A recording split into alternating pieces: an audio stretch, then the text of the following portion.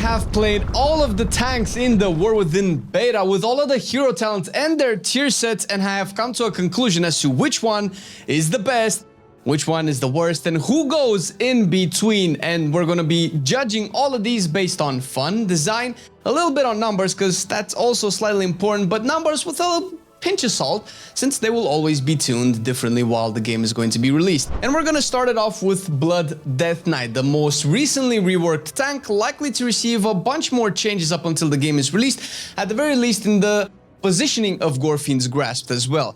However, when it comes to the pure functionality and with the new changes in playstyle, most likely with how Bone Storm is going to be working and actually consuming your Bone Shield charges and blasting the damage, of course, and not actually eating up your runic power is going to be good. Also will work fantastically with the tier set.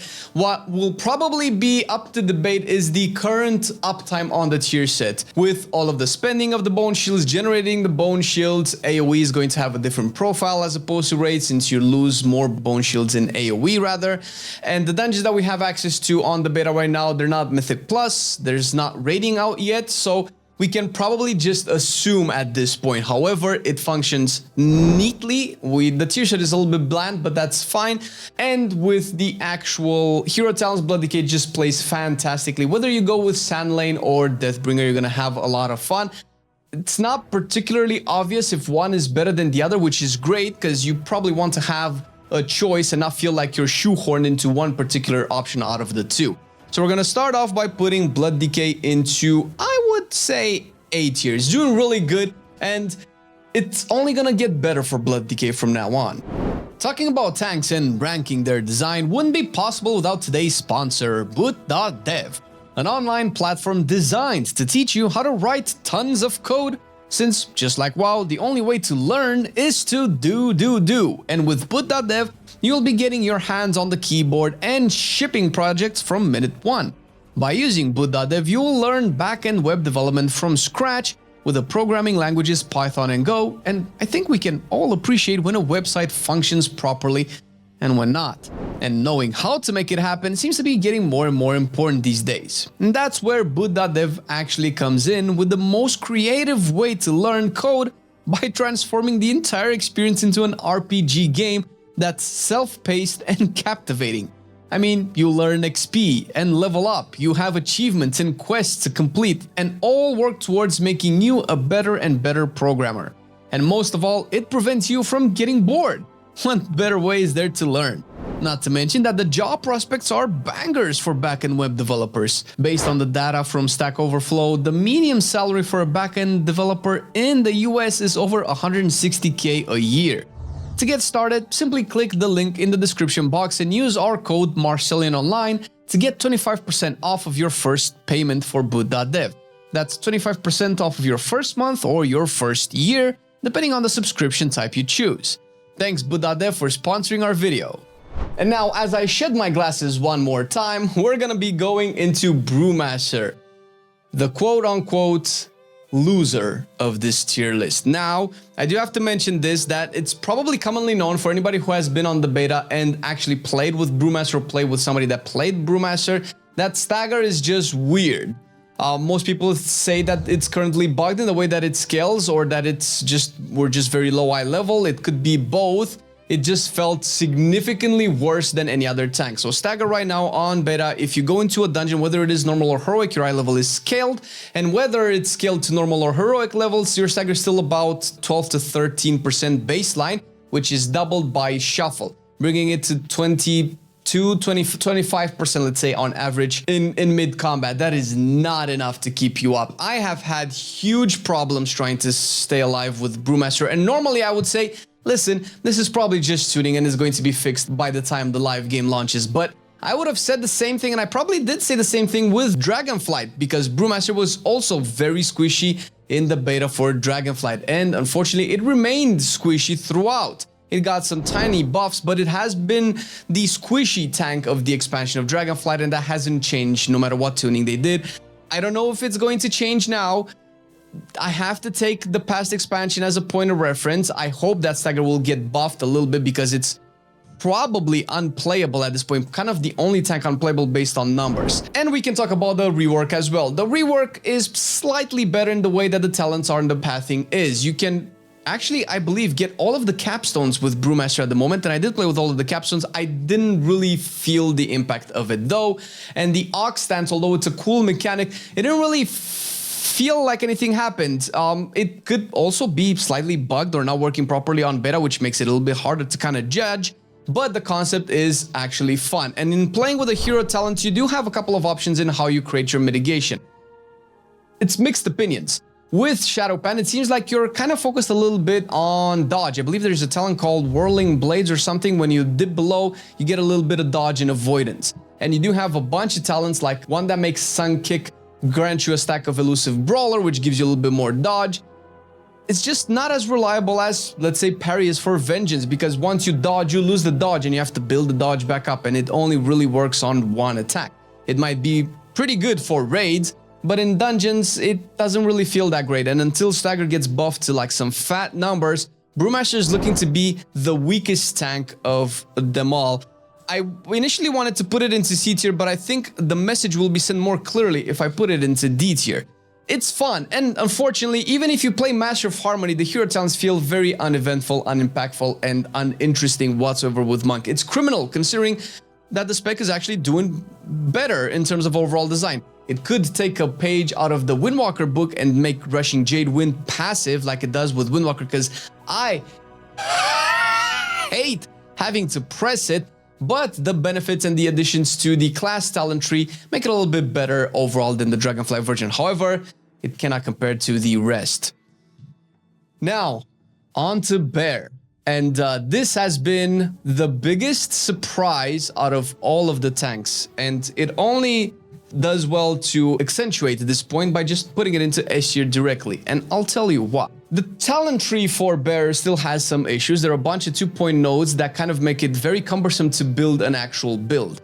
Because with the two hero talents, it's clearly a divisive fantasy between Arcane Bear and Physical Damage Bear, where Elune's Chosen really favors Arcane. You actually get a lot of benefits from playing Arcane. If you do pick Elune's Chosen, you probably shouldn't play the physical talents of the Bear, like, I don't know, I want to say Raise, but Untamed Savagery or Sucks Fury, all of that, although some might work, because there is a talent in Elune's Chosen that makes Thrash actually do arcane damage and do a little bit more. I think it's 12 or 13% extra damage, and it all is arcane, which means that Thrash essentially just will work with all of the arcane talents, meaning that you can take stuff like Untamed Savagery and the double Thrash talent, and also Ursock's Fury. However, I did take those, and it didn't really feel like it added a lot of value overall, not like it does for live. And unfortunately with this, if you do end up this route, because it sounds like you want to play this way, you will have to give up a lot of arcane talents, which is not particularly great. Maybe this could be a variant that you would play in Mythic Plus, while in raids you don't really care that much about all that Thrash and you just go full deep into the arcane talents. That might be a way to play, and that's great. And actually, theory crafting and trying to figure out ways to implement all of these builds has been the most fun I've had with all of the tanks, because it made me feel like, okay, I have this hero talent and I have this playstyle. I want to take those, they synergize with that, that makes that better. This is the only tank where the hero talents actually made me think about what talents I would like to pick for my Bear, and giving me a real feel and sense of an RPG as I'm building my character. How do I want my synergies to work? Where do I want the most benefit to be? Do I want the Moonfire to just give me all the buffs that I need? Do I want to convert a little bit into physical to have some absorb shields? Like that kind of theory crafting, I unfortunately did not do with any of the other tanks, which is why Bear is currently S tier. And now we're going to Protection Paladin. This is an interesting case, because Protection Paladin's class tree, or spec tree rather, it kind of sucks in the way that you built it. It's still problematic because it feels like I have about 60 to 70% of very mandatory talents that I'm just going to pick no matter what. 20% dead talents I'm never going to pick with Prop Paladin, and that hasn't changed. I think we mentioned this in our Prop Paladin video as well. And there's just like 1 or 2 points that I can swap around. A little bit of a difference between raid and dungeons. Very similar to live, even though there have been some changes. Bashing of Light is a good change, by the way. I really love Bashing of Light. And the hero talents slightly make you want to play some talents more than other, but not very obvious that I could see. And I didn't really try to go into the class discourse to figure out what builds people have theory crafted, because that's something that you're probably going to do on live anyway. But I wanted to have the most accurate experience as a new player would have by picking up this class or picking up any of these specs and trying to figure out exactly what they should do based on the information that the game is giving them. It's not very intuitive and it feels like you're just going to be a cookie cutter build. The hero talents, however, just make the specs so good. Oh, Prop Paladin just feels incredible to play with the hero talents at the very least. Templar especially is just super fun with Eye of Tears slapping really hard. I was surprisingly tanky. And to be fair, even with the spec talent tree, the addition to Consecration does actually help in the overall tankiness, making Consecration a little bit bigger and keeping your bonuses once you leave the Consecration for a little bit. I didn't dip my HP as much as I would have on live if I would have played the, let's say, Priory of the Sacred Flame dungeon, where all of these packs that you probably see on the screen right now just put down big consecrations on the ground that you have to constantly move out. That is very poetic and ironic, by the way, because there are so many paladin mobs in the Priory dungeon that put down consecration that deals so much damage to you that you have to move out of their consecration, and ironically out of your consecration as well. And then you put down your consecration, they put down their consecration, and round and round we go, moving out of consecration left and right for 70% of that dungeon. That is very poetic and still points out the issues with consecration will still remain, and the 4 seconds-ish or however long this mechanic will remain, similar for Blood Decay by the way. It's just not fixing the problem. It's just patching an issue, and hopefully the combat design is in such a state that this is just enough to keep you alive. And with that being said, I want to put Prop Paladin into A tier because it's just a very fun tank to play with.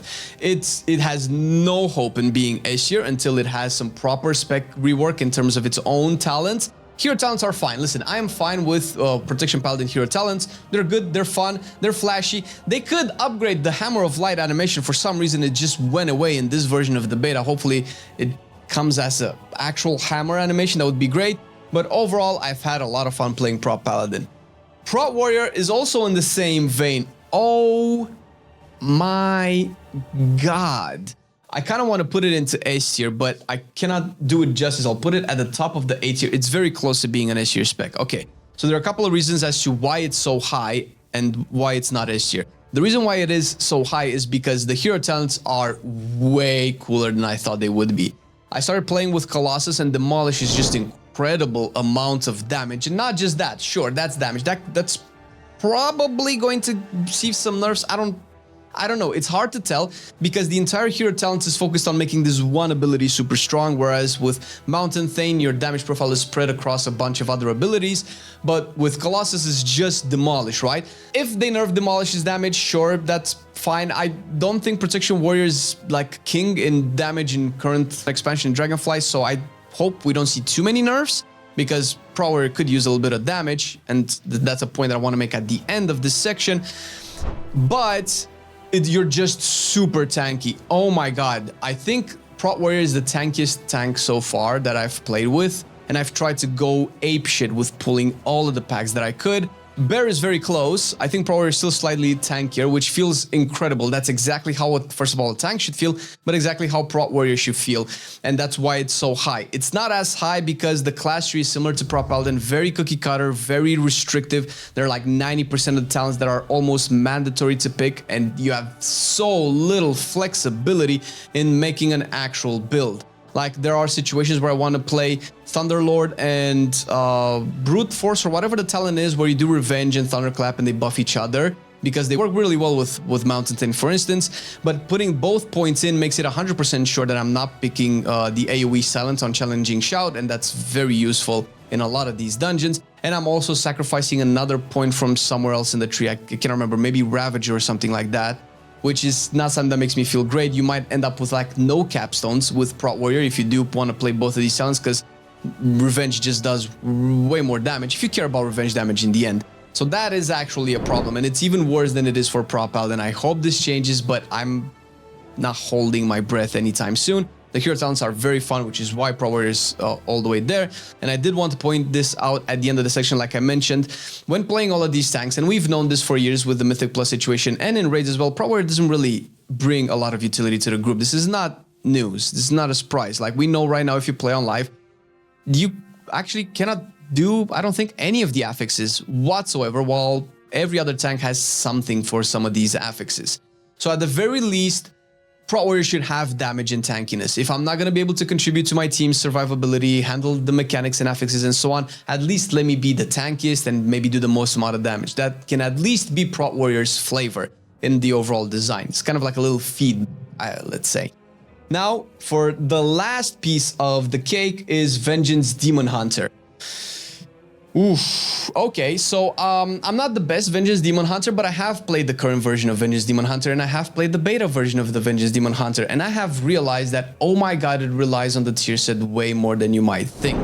I've played Illuminated Sigils and played without Illuminated Sigils, and I think I felt way better without Illuminated Sigils by playing the Fiery Brand build, which was kind of like a staple for Vengeance for 4 years now, I think ever since Shadowlands, and it felt good.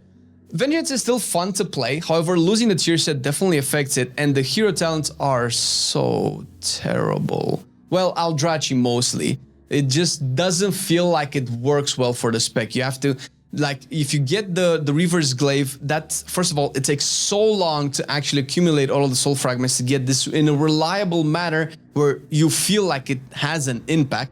And even if they buff the uptime of it, or rather the proc chance of it, or the amount of souls that you need to get it, it still just doesn't do any damage. I think overall, looking at my damage profile, I had more damage in Throw Glaive than in the buffed Throw Glaive, which was crazy. That's not something great.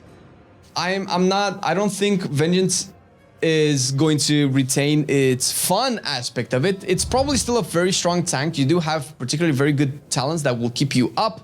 You might not have as much parry as you do on live, and maybe you won't even play Illuminated Sigils in the first patch or the first tier of the War Within, considering that you're going to be a little bit lower on crit, you're going to be a little bit lower on agility, so your overall parry will be lower, and the reliance on parry of being particularly high as it is on live is not going to be there, so you might have to go maybe more into Soul Crush or Frailty builds and stuff like that for Vengeance.